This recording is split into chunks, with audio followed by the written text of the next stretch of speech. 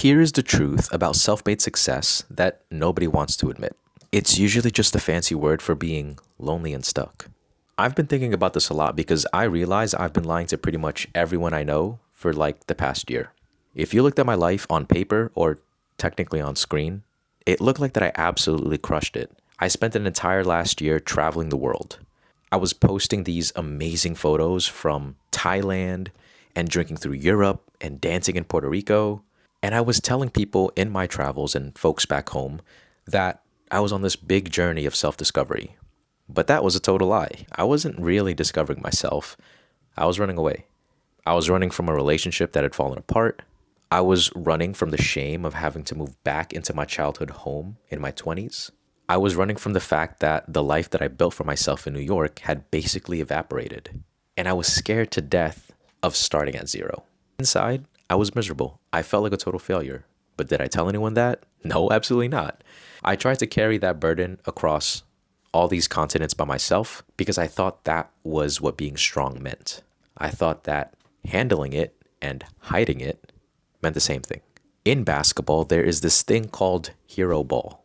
It's when a player refuses to pass. They decide to dribble out the clock, ball hog, they ignore their open teammates, and they try to win the game 1-on-5.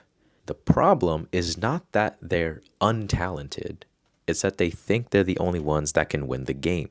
Most of us, I think, are playing hero ball with our own lives. We call it being self-made. We call it believing in the phrase of it's all on you, but it's really just a toxic habit. You convince yourself that asking for help is weakness and that if you don't do it, nobody's going to do it.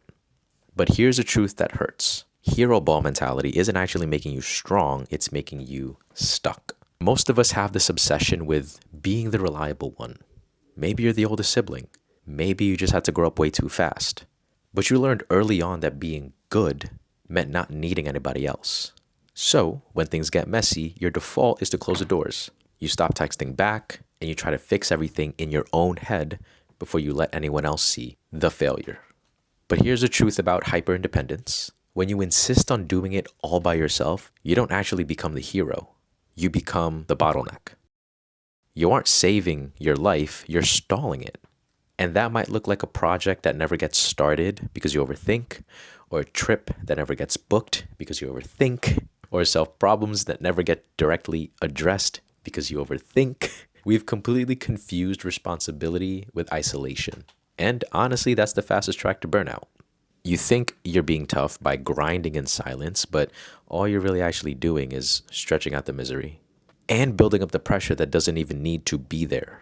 Real responsibility isn't about how much weight you can carry until your back breaks. It's actually about making sure the job gets done. And sometimes the most responsible thing you can do is realize you can't do it alone and ask for help.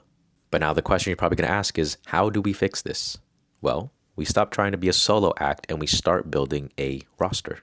I used to think that asking for help meant I had to find someone to fix my problems. And because I knew that nobody can truly fix my life but me, I assumed I couldn't ask for help at all. But that is totally wrong. Your roster isn't there to do the work for you directly. They are there to help you navigate the situation or help you get your mind back on track. Your support doesn't always have to be this huge, significant therapy session. It can be as simple as finding someone to crack jokes with to lighten the stress you're going through.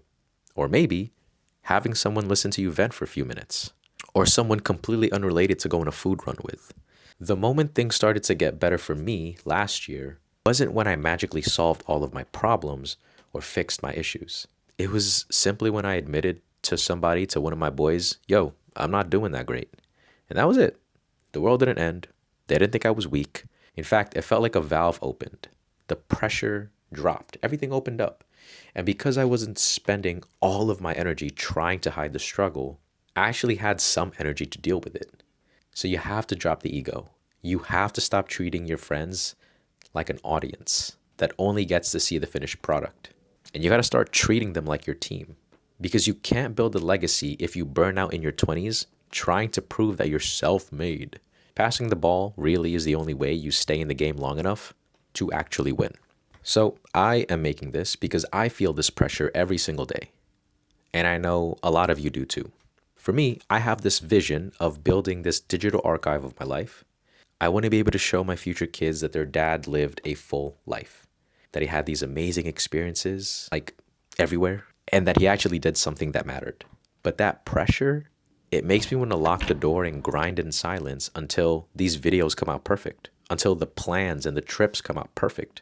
It makes me want to isolate myself until I have something perfect to show the world. But metaphorically, you can't film the documentary of your life if you're also holding the camera and doing the lighting and doing the editing all by yourself. If you want to go far, if you want to build a life that actually feels as good as it looks, you got to open up. You got to let people in. So yes, stop playing hero ball. That's all I have for you. If you want to start but always feel like you're procrastinating, click this video. It might help you out. I'll catch you in the next one.